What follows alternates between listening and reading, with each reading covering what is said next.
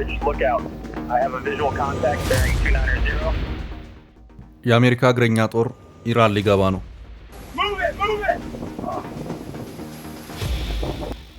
አሜሪካ የደበቀችውን አወጣችሁ። A short time ago, the United States military began major combat operations in Iran. የአሜሪካ ማዕከላዊ እዝ ሴንትኮም ኦፕሬሽን ኤፒክ ፊውሪ በሚል በኢራን ላይ በጀመረው ዘመቻ ኢራንን በአሰቃቂ ሁኔታ እየደበደቡ እንደሆነ እየተገለጸ ይገኛል።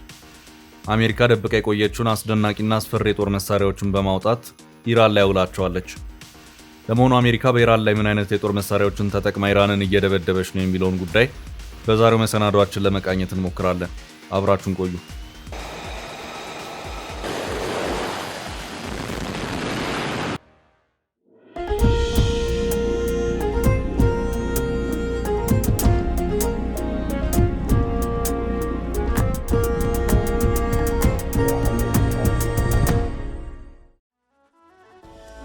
አሜሪካ ምን አይነት የጦር መሳሪያዎችን ጥቅም ላይ እንዳዋለችም እየተገለጸ ይገኛል። አሜሪካ በመጀመሪያው ቀን ብቻ ከ1000 በላይ ጥቃቶችን በኢራን ላይ ማድረሷ ተረጋግጧል። አሜሪካ ኢራንን ለመደብደብና ለማሽመድመድ እንደ አሜሪካ ገለጻ የተለያዩ አደገኛ የጦር መሳሪያዎችን ተጠቅማለች። ከተጠቀመቻቸው የጦር መሳሪያዎች መካከል አሜሪካ የተጠቀመችባቸው ከባድ የጦር መሳሪያዎች ጥቂቶቹ፣ አንደኛ ቢቱና ኤፍ-35 ስውር ስቴልዝ ቦምብ ጣዮችና ተዋጊ ጀቶች፣ ሁለተኛ ኤፍ-22፣ ኤፍ-16፣ ኤፍ-18 እና ኤ-10 የጦር አውሮፕላኖች፣ ሶስተኛ ኒኩሌር ኃይል የሚጠቀሙ ግዙፍ የጦር መርከቦች፣ አራተኛ ጸረ ባሊስቲክና አውዳሚ ሚሳኤሎች ታድ፣ ፓትሪየት፣ ሂማርስ እና ሌሎችም በርካታ ይፋ ያልተደረጉ ሚስጥራዊ የጦር መሳሪያዎች፣ አምስተኛ የድሮን ስብስቦች ሉካስ፣ ኤምኪው9 ሪፐርስ እና የመሳሰሉት። አሜሪካ እየተጠቀመቻቸው ስላሉ ድሮን ትንሽ ማውራቱ አይከፋም። አሜሪካ የኢራንን ቴክኖሎጂ በኢራን ላይ እየተጠቀመችበት ነው። አዲሱ ሉካስ ድሮን እና ጥቁሩ ቶማሃውክ ሚሳኤል ምን ይመስላል የሚለውን እዚህ ላይ እንመልከት። አሜሪካ በኢራን ላይ በጀመረችው መጠነ ሰፊ ጥቃት እስካሁን በሚስጥር ተይዘው የቆዩ 3 አውዳሚ የጦር መሳሪያዎችን ለመጀመሪያ ጊዜ ስራ ላይ ማዋሏ ተረጋግጧል። እጅግ አስገራሚው ነገር አሜሪካ የኢራንን ቴክኖሎጂ ቀድታ ወይም ሪቨርስ ኢንጂነር አድርጋ የሰራችውን የራሷን የራስ ማጥፊያ ወይም suicide ድሮን ጥቅም ላይ ማዋሏ ነው። የመጀመሪያው ሉካስ ኤፍኤልኤም 136 አዲሱ የካሚካዚ ድሮን ተብሎም ይጠራል። ይህ ድሮን ሩሲያ በዩክሬን ላይ በስፋት እየተጠቀመችበት ካለውና ሻሂድ 136 ከተባለው የኢራን ድሮን ጋር ተመሳሳይ እንዲሆን ተደርጎ የተሰራ ነው። ሉካስ የተባለው የአሜሪካ ድሮን ከኢራኑ ሻሂድ እጅግ የላቀ ቴክኖሎጂ ያለው ተብሏል። ከአይን እይታ ውጭ ያሉ ኢላማዎችን በራሱ ፈልጎ ማጥፋት የሚችል ሲሆን በድንገት ከፊቱ የሚመጡ አዳዲስ ኢላማዎችንም የመለየት ብቃት አለው። ታስክ ፎርስ ስኮርፒዮን ስትራይክ የተሰኘው የጦር ክፍል እነዚህን ድሮኖች በታሪክ ለመጀመሪያ ጊዜ በጦር ሜዳ የተጠቀመ ሲሆን ሴንትኮም ድሮኖቹን በአሜሪካ የተሰራ ያጸፋ መሳሪያ ሲል ጠርቷቸዋል። የሚገርመው ነገር እነዚህ ድሮኖች የተሰሩት በዩክሬን ጦርነት በስፋት ጥቅም ላይ በዋለው የኢራን ሻሂድ ድሮን ዲዛይን ላይ ተመስርተው መሆኑ ነው። እነዚህ ሉካስ የተሰኙ ድሮኖች በአሪዞና በሚገኘው ስፔክተር ወርክስ ኩባንያ የሚመረቱ ሲሆን የአንዱ ድሮን ዋጋ $35,000 ገደማ እንደሆነ ተገልጿል።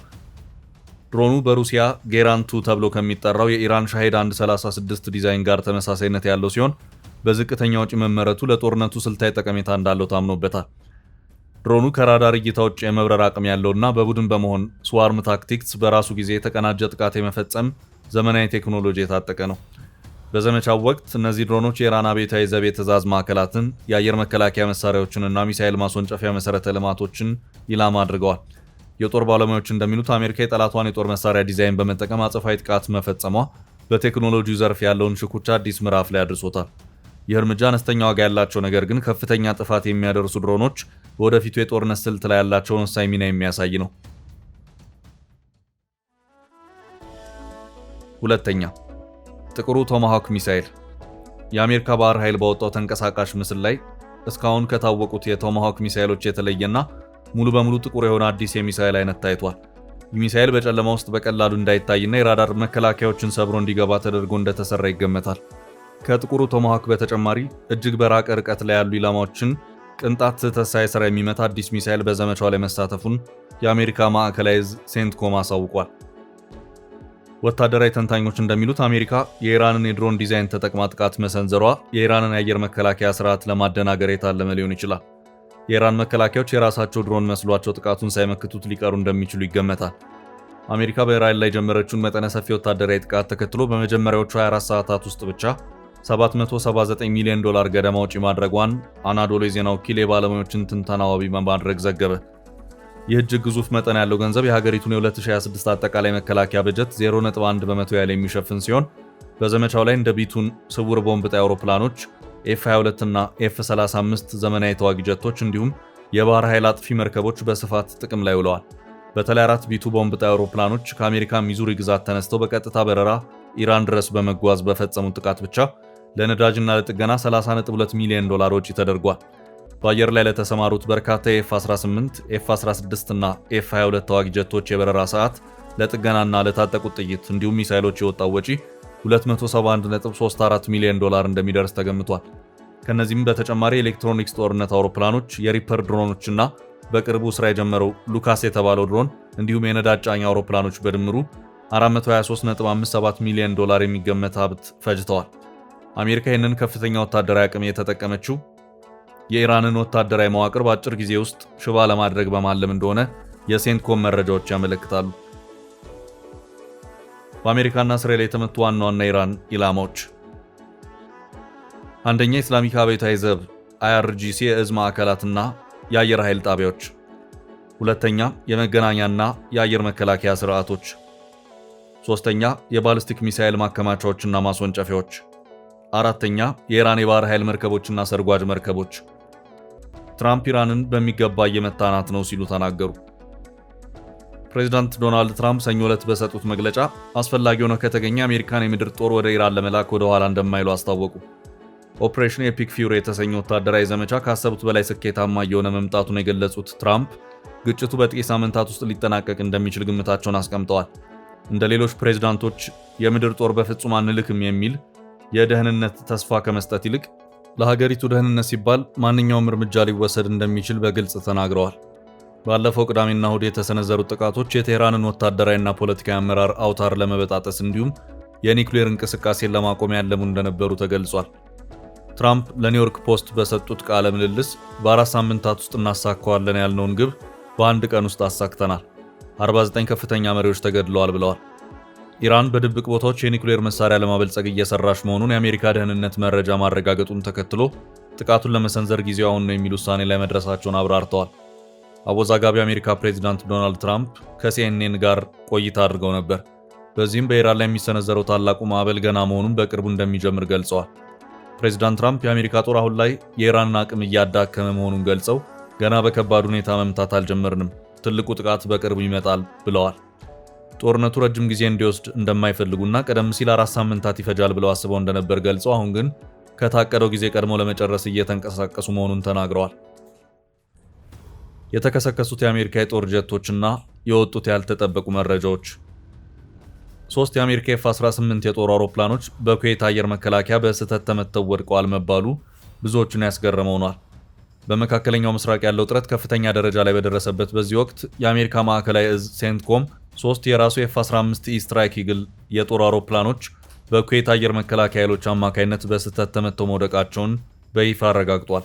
እሁድ የካቲት 22 ቀን 2018 ዓ.ም እኩለ ሌሊት በኢትዮጵያ አቆጣጠር 7 ሰዓት ከ3 ከሌሊቱ በኩዌት ሰማይ ላይ ነገሩ ሲፈጠር አውሮፕላኖቹ በኢራን ላይ የሚካሄደውን የታላቁ ቁጣ ዘመቻ በመደገፍ ላይ ሳሉ የኩዌት አየር መከላከያ የጠላት አውሮፕላኖች መስለውት በፈጸመው የወዳጅ ኃይል ተኩስ ወይም ፍሬንድሊ ፋየር መመታታቸው ተገልጿል። በ3ቱ አውሮፕላኖች ውስጥ የነበሩት 6ቱም የአየር ኃይል አባላት በሰላም አውሮፕላኑን ለቀው መውጣት ችለዋል። 6ቱም አብራሪዎች ተገኝተው በአሁኑ ወቅት በጥሩ ጤንነት ላይ እንደሚገኙ ተረጋግጧል።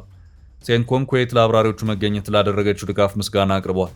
የወታደራዊ ባለሙያዎች እንደሚሉት የኩዌት አየር መከላከያ እንዲህ ያለ ስህተት የፈጸመው ኢራን በኳታር፣ በተባበሩት አረብ ኤምሬትስ እና በኩዌት ላይ የአጸፋ ድሮንና የሚሳኤል ጥቃቶች እየሰነዘረች ባለችበት በዚህ ወቅት ነው። ከፍተኛ የጥንቃቄና የፍርሃት ድባብ በመኖሩ ሊሆን ይችላል። ሴንትኮም ስለ አደጋው መንስኤ ጥልቅ ምርመራ መጀመሩን አስታውቋል።